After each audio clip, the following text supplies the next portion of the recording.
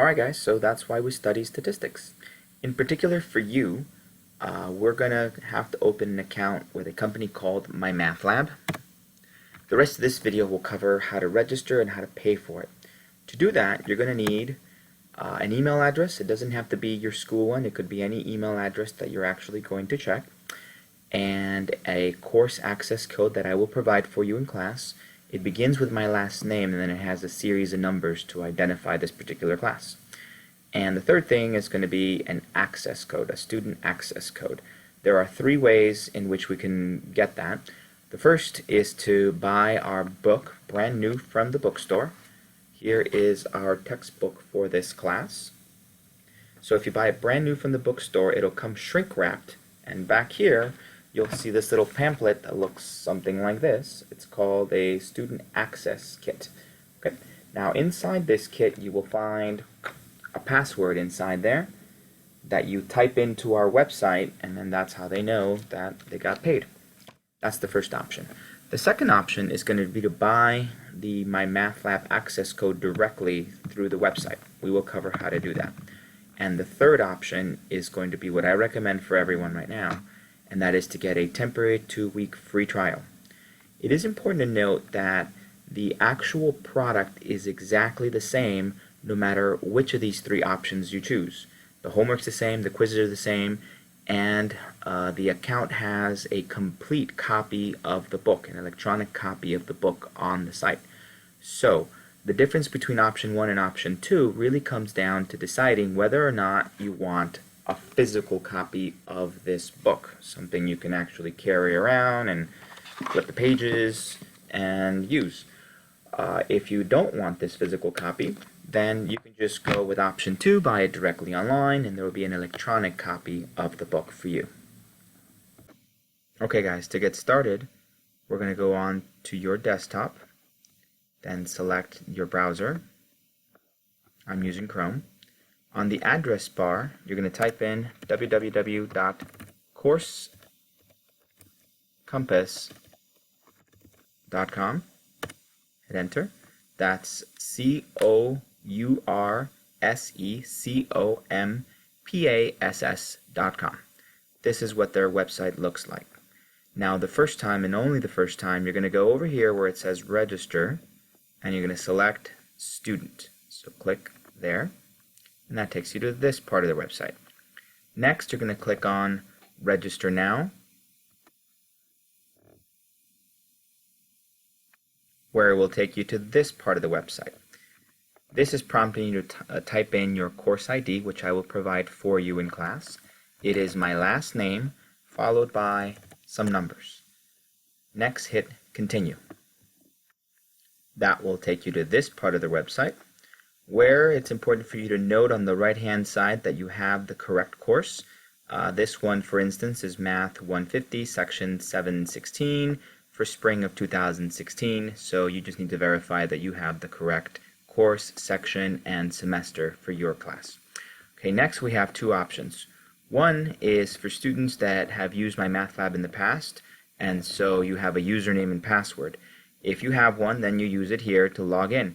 If you forgot your username and password, then select this little link here so you can recover it.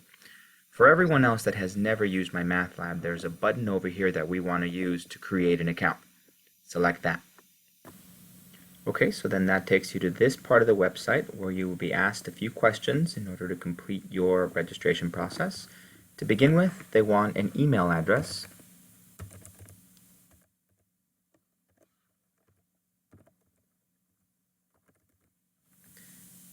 When you type in the email address, it'll automatically fill in the username. I recommend you leave it alone, or if you want a different one, that's fine too. Just don't forget what username you used. Then it'll prompt you to create a password. Use the little suggestions on the side to make sure you follow the guidelines for a good password.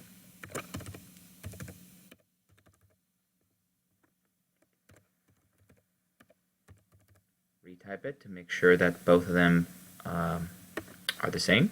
Next, they want your first name,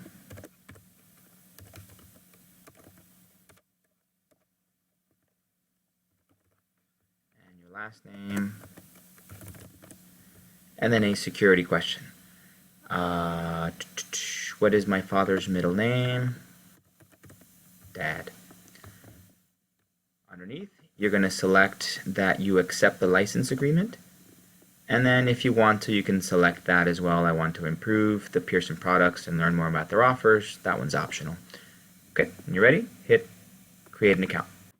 That takes you to this part of the website where we have 3 options available. The first option is to submit an access code. An access code is a password that you have when you buy the book brand new from our bookstore. So if you bought our book brand new for the bookstore, attached to the back of it, shrink wrapped, you will find something that looks like this. This little pamphlet has a code right inside. So you break it open and you'll see a password right in there.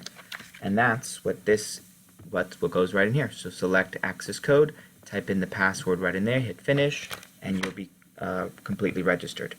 On the other hand, for people that do not want the actual physical copy of the book and are okay with just the online component of it, you can select this option.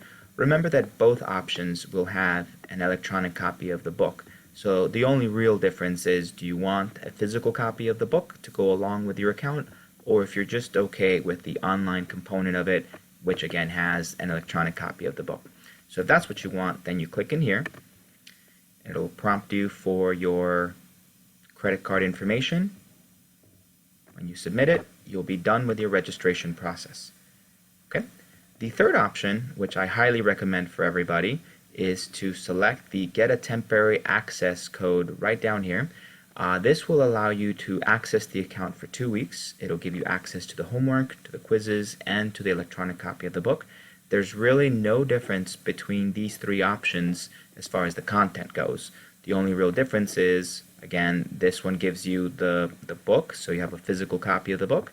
With this option, you don't have a physical copy of the book, you just have all the electronic components. And with this option down here, it's only going to be good for 2 weeks. So if you select that, then every time you register, it'll just prompt you if you're ready to pick one of these 2. At the end of the 2-week period, it'll just freeze and it won't let you access your account until you choose either to submit a password, meaning that you've bought the book from our bookstore, or to pay with a credit card. Once you choose one of those 2, it'll allow you access back into the account, and then you can continue with the work that you had before. So it'll save all the work again. Okay, so click on that guy. It'll ask you if you're sure you want to open a temporary account. You click yes, and that will end your registration process.